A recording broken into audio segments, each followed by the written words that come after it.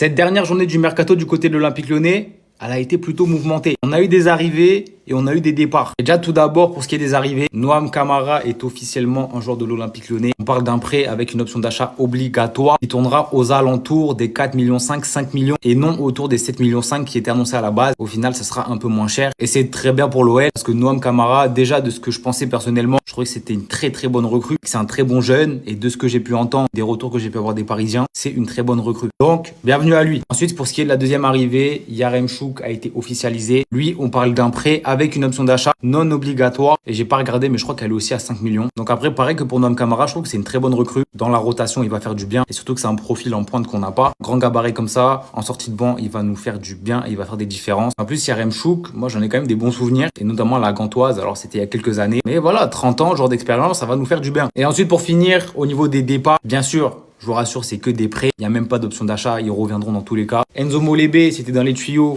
qui est prêté officiellement du côté de Montpellier en Ligue 2. Ça, franchement, c'est très bien pour lui. À l'Olympique Lyonnais, il jouait pas. Et on sait qu'à cet âge-là, le plus important, c'est d'avoir du temps de jeu, d'avoir des minutes. On espère qu'il en aura là-bas. Et après le deuxième départ, toujours en attaque, Alejandro Gomez Rodriguez, qui lui aussi est prêté en Ligue 2, mais du côté du FC Annecy. Et c'est pareil, très bon choix. L'Olympique Lyonnais, il jouait pas énormément, voire même pas du tout. Comme pour Molébé, le plus important, c'est qu'il joue, c'est qu'il ait des minutes. En plus de ça, c'est un très bon joueur. Enzo Molébé, c'est pareil. C'est deux très bons jeunes. Le contexte Ligue 2, je pense qu'il est très très bien pour eux. Annecy, c'est un très bon club. Montpellier, parce que j'ai besoin d'en parler, un très très bon club aussi. Donc ça va être bien pour eux. Les deux clubs récupèrent deux très bons jeunes à fort potentiel. Et je pense qu'ils vont leur apporter, surtout lui là. Alejandro à Annecy, la Ligue 2 n'est pas prête. Pourquoi personne parle de cette dinguerie?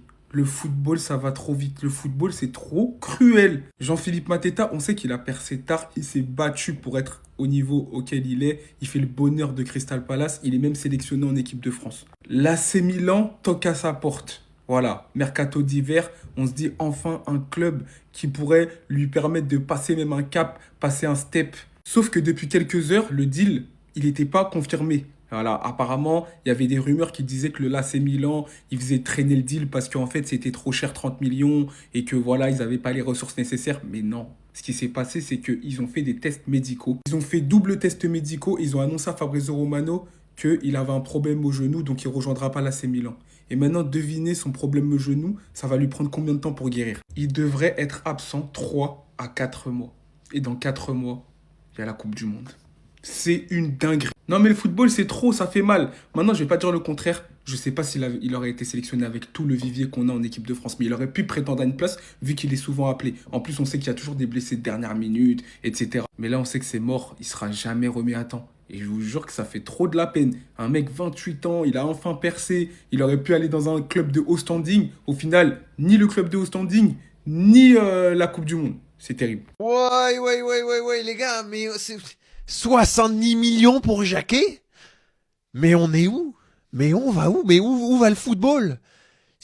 J'adore le joueur, il a un super potentiel, 20 piges, c'est un braquage pour Rennes, hein, vraiment, supporter rennais, c'est une super opération parce que vous remplissez les caisses, parce qu'en plus de ça, le type, il reste 6 mois en prêt à Rennes pour finir la saison, donc c'est vraiment royal au bar. Pour lui, c'est magnifique de pouvoir aller à Liverpool, c'est une opportunité incroyable, vraiment, et on lui souhaite de réussir. Mais maintenant, aujourd'hui, 70 millions, attention, 60 plus 10, voilà, bonus compris. Aujourd'hui, on parle d'un défenseur qui rentre quasiment dans le top 10 des défenseurs les plus chers de l'histoire du football, qui a à son actif 36 matchs de Ligue 1 en 3 ans. Et je sais pas, moi il y a un truc dans le foot que j'ai du mal à comprendre sur les tarifs aujourd'hui. C'est vraiment, il y a des choses qui sont assez lunaires. C'est un super défenseur, encore une fois, on remet pas en cause la qualité du joueur ou le potentiel du joueur, hein, pas du tout. Mais aujourd'hui, c'est délirant. Et t'as l'impression que Liverpool, c'est les bons pigeons. Parce qu'ils ont fait la même avec Isaac. Parce qu'ils ont fait la même avec Florian Wirtz. Où à chaque fois, ça paye des prix délirants. Ou même si aujourd'hui, Ekitike, c'est un super joueur et qu'il est en train de confirmer, aujourd'hui, il ne faut pas oublier qu'Ekitike, tu l'as payé quasiment 100 patates. Après une excellente saison, mais une excellente saison à Francfort. Et aujourd'hui, tu touches du doigt le fait que les prix sont lunaires. Voilà, les prix sont vraiment délirants. Encore une fois, je suis très content pour lui, comme j'étais très content pour Ekitike parce que c'était une opportunité incroyable et pour le coup qu'il est en train de saisir. On souhaitera à Jacquet la même réussite, voilà, qui s'impose à Liverpool aux côtés d'Ekitike, c'est tout ce qu'on lui souhaite. Mais les prix, les gars, les prix, mais c'est délirant. Je sais pas, dis-moi ce que t'en penses en commentaire. Peut-être que je suis seul à trouver ça lunaire, hein. Mais dis-moi en commentaire ce que t'en penses. Les gars, je suis pas ouvert au débat, on est d'accord. C'est le plus beau maillot de foot de l'année 2026, et notamment pour la Coupe du Monde qui arrive. Donc c'est le maillot de l'équipe de France, touche dorée, mais surtout le verment qui fait la diff. Et qui a une connexion directement avec les États-Unis et la Statue de la Liberté. Boutou qui le porte, Théma, le flow. Les gars, je vais pas vous mentir, ce maillot, il finit dans ma collection. Doué qui le porte aussi, mais ça rend super propre. Regardez, quand on voit l'ensemble, les gars, moi j'achète que des maillots. Je vous dis la vérité, je suis une team maillot. Mais là, quand je vois l'ensemble, j'ai bien envie de prendre le short qui va avec. Ce qui est incroyable avec ce genre de maillot, les gars, avec ce genre de couleur, c'est que ça peut se porter en dehors du sport. Tu peux le porter en lifestyle, dans la vie de tous les jours. Et regardez comment ça rend bien, les gars. Oh là là là là, pour moi les gars, et j'ai pas peur de le dire, c'est l'un des plus beaux maillots que j'ai vu de ma vie. Ce qui fait que ce maillot il est beau les gars, c'est l'association de deux couleurs, le vert menthe et le doré. Ça ajoute une couleur plutôt lumineuse, fraîche, surtout en été, avec une touche de doré, classe, ça rend super bien. Et puis, touche de subtilité les gars, le drapeau de la France qui est jusqu'ici. Merci Nasser El Khelaifi, merci le Paris Saint-Germain. Je vous aime, je vous aime. Et avec le départ de Textor et avec la venue de notre nouvelle présidente, nos liens, ils se sont renforcés. Merci le Paris Saint-Germain. Merci pour cette offrande. Wallah, vous n'êtes pas des rageux, vous n'êtes pas des jaloux. Vous nous avez offert un Titi parisien. Oui, je dis offert, parce qu'au prix on l'a eu, c'est une offrande. Donc merci à la direction du PSG. Merci à Nasser El Khelaifi. Et maintenant, l'Olympique lyonnais, ça va redevenir ce que ça doit être, les frérots. Je ne sais pas si vous vous rendez compte. Avec tout ce qui se passe, tout le positif qui se passe, on trouve le moyen de prendre des titis parisiens avec des très très forts potentiels. Parce qu'il n'y a pas que lui, il y en a d'autres qui vont sûrement arriver. C'est que le début d'une aventure, les frères, entre Lyon et le PSG. Parce que Lyon et le PSG, ils ont jamais eu de problème. Le problème, c'était Textor. Textor, il a dégagé. Maintenant, nos liens avec le PSG, ils sont beaucoup mieux. Donc merci beaucoup à Nasser El Khelaifi. Merci à la direction du PSG et merci au PSG pour cette offrande. Quoi?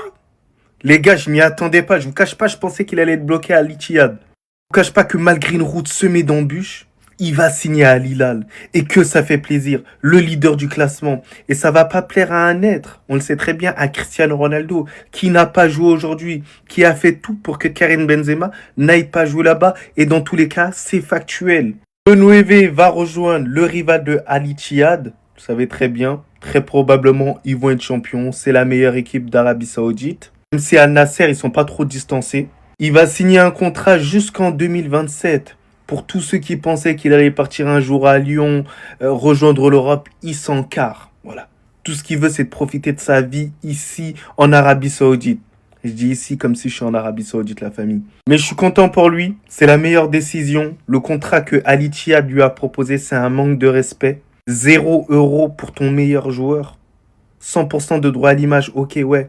Mais 0 €. Et ils l'ont posé comme ça, ils ont dit Karim Benzema signe, tout ça. Mais vous pensiez quoi, en fait, au final? C'est un manque de respect. Merci à Al Hilal de respecter cette légende du football. Pas seulement du Real Madrid, mais du football. Dans le bien, dans le bueno. Ça, toi?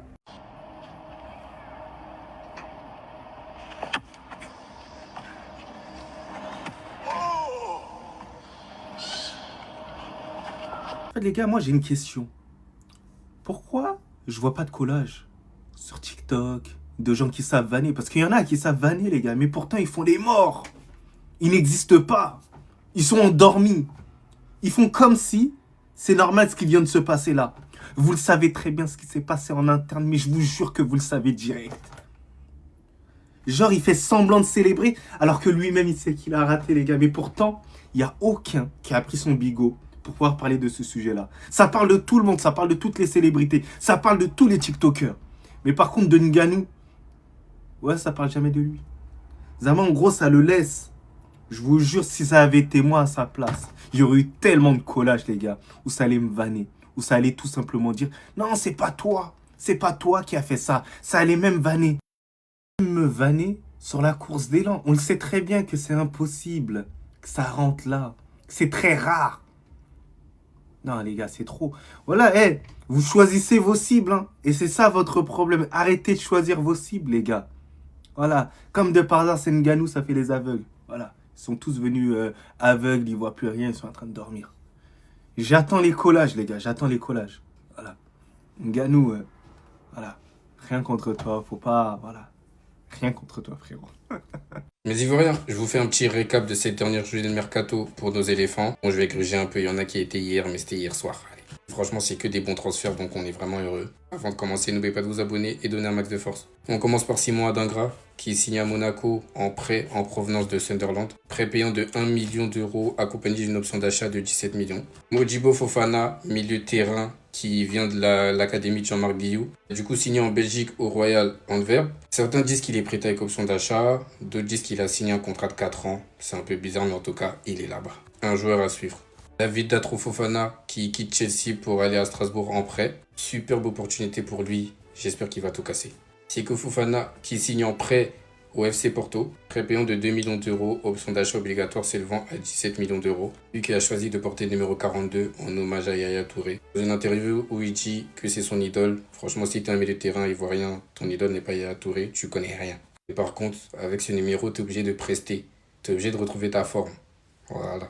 Rémi Boga, après une fin compliquée avec Nice, avec les supporters, etc., il file à la Juventus. Prêt avec option d'achat de 5 millions d'euros. Superbe opportunité, encore une fois. Un club mythique d'Italie. Il connaît très bien ce championnat, donc tout est mis en place pour qu'il performe. Le défenseur Abakar Silla qui est prêté par Strasbourg à Nantes. Un prêt sec de 6 mois pour aller aider cette défense nantaise qui est en grande difficulté. On va finir avec Ibrahim Diabaté, l'attaquant qui a tout cassé en Suède avec le club de Gais, je sais même pas comment on dit. Du coup, on nous dit qu'il est prêté à Alaves jusqu'à la fin de saison. Lui qui avait des pistes en France, notamment Auxerre. Et il y avait un autre club, mais Leicester en Angleterre. Et finalement, il est prêté à Alaves. Liga, c'est un bon championnat. Après, je sais pas s'il y a une option d'achat. Ça aurait toujours été mieux, mais bon. À lui de prouver là-bas. Grosse force à eux en tout cas, on espère qu'ils vont bien performer et nous représenter bien comme il faut. N'hésitez pas à me donner vos avis sur ces transferts. Les Blues, c'est donc officiel, Tyrick George a enfin trouvé une porte de sortie et il va se diriger vers Everton.